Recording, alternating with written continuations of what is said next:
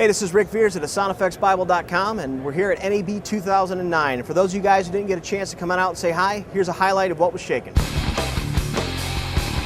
NAB takes place every year in Las Vegas, and it's the largest convention for broadcasters in the world. It's a great place to see the latest equipment, keep in touch with your contacts, and have a good time.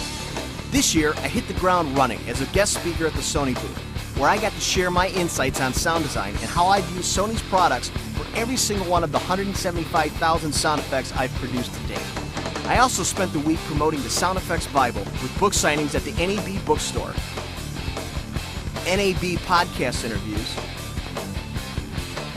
and chatting with fans. In between all the chaos, I hung out at the Blastwave Effects booth. We are proud to introduce new features to our proprietary search engine that comes free with all our hard drive products. We also introduced a whole line of USB flash drive products that featured categories from the world's only HD sound effects library, Sonopedia.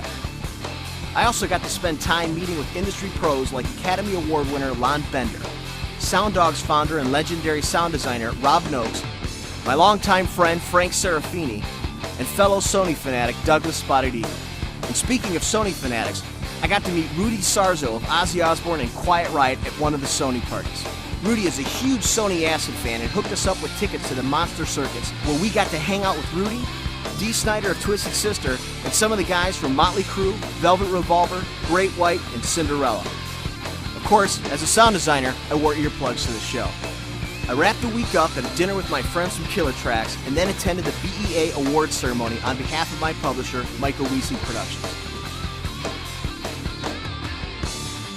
So that's NAB 2009. If you guys weren't able to make the show, make sure you're here next year. It's a great show. We'll catch you next time on SoundEffectsBible.com.